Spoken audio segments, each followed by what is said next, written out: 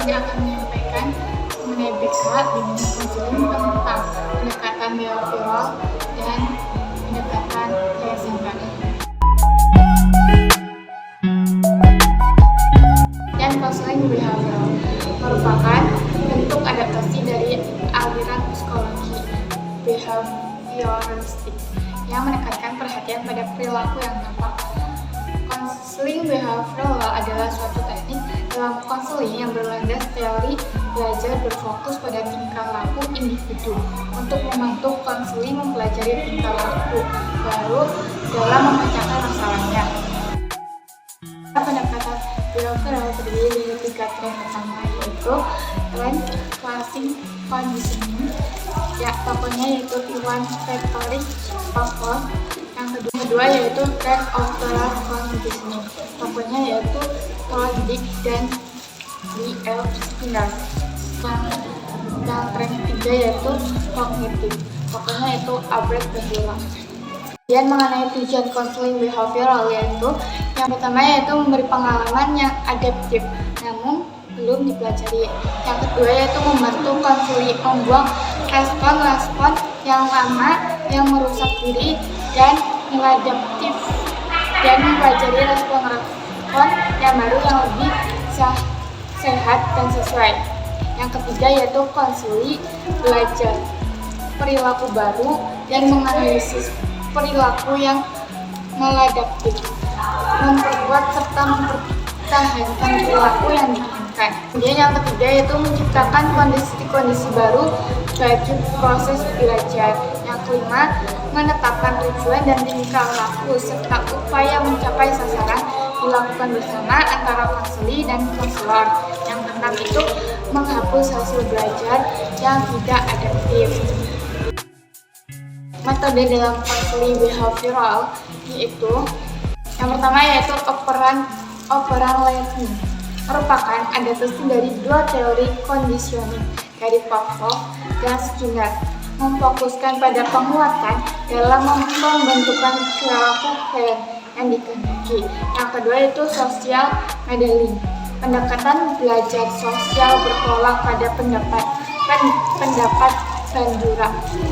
Dalam pelaksanaannya, pendekatan ini diterapkan oleh konselor dengan cara merancang suatu perilaku adaptif yang dapat dijadikan model oleh klien.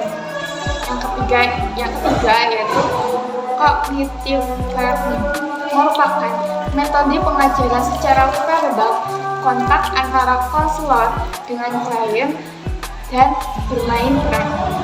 Kemudian yang keempat yaitu emotional learning. Metode ini diterapkan pada individu yang mengalami kecemasan. Pelaksanaannya dilakukan dalam situasi rileks dengan menghadirkan rangsangan yang menimbulkan kecemasan bersama suatu rangsangan yang menyenangkan. Yang kelima itu tahap-tahap dalam konseling behavioral. Pertama yaitu melakukan assessment. Tahap ini bertujuan untuk menentukan apa yang dilakukan oleh konselor pada saat itu. Asesmen dilakukan adalah aktivitas nyata, perasaan dan pikiran konselor. Yang kedua itu menetapkan tujuan.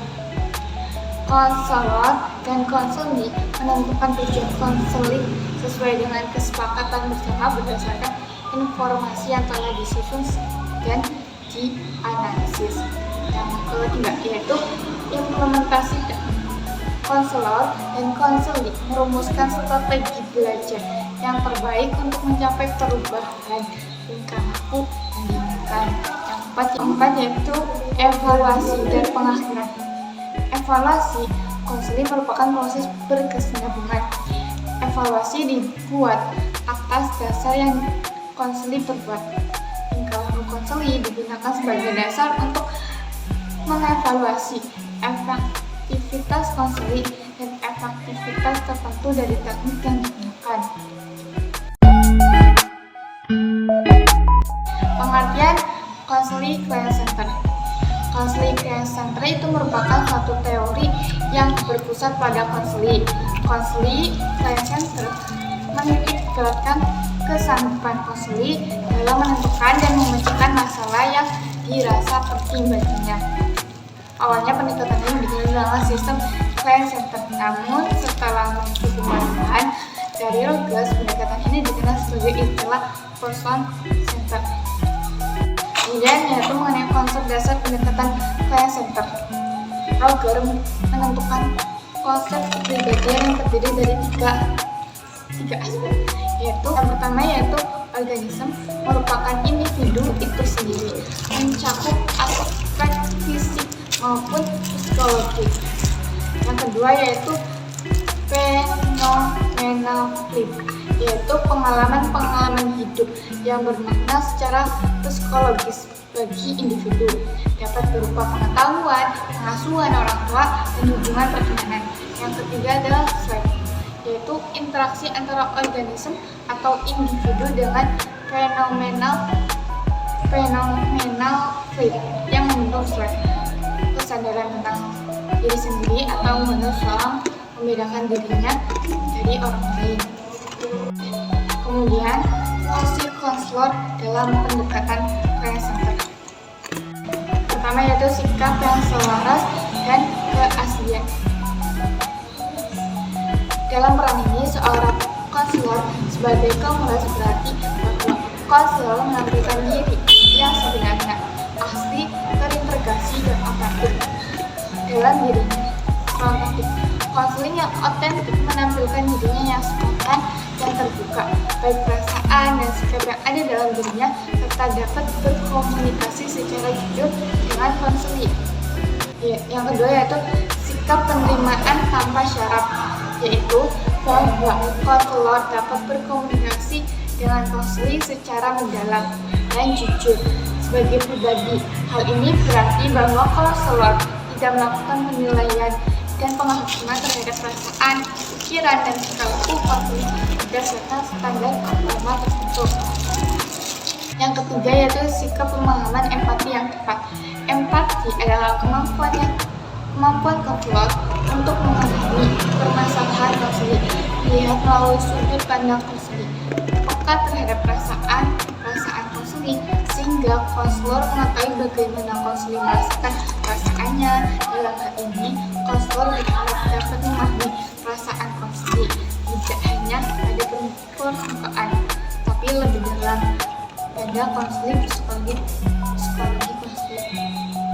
Yaitu mengenai teknik konseling dalam pendekatan client-centered ada 19, yaitu pendekatan aktif, mengulang kembali, memperjelas, menyimpulkan, bertanya, menginterpretasi, mengkonfrontasi, merefleksikan perasaan, memberi dukungan, 10 memfasilitasi, 11 berempati, 12 memulai, 13 menentukan tujuan, 14 mengevaluasi, 15 memberi umpan balik, 16 menjaga, 17 mendekati diri, 18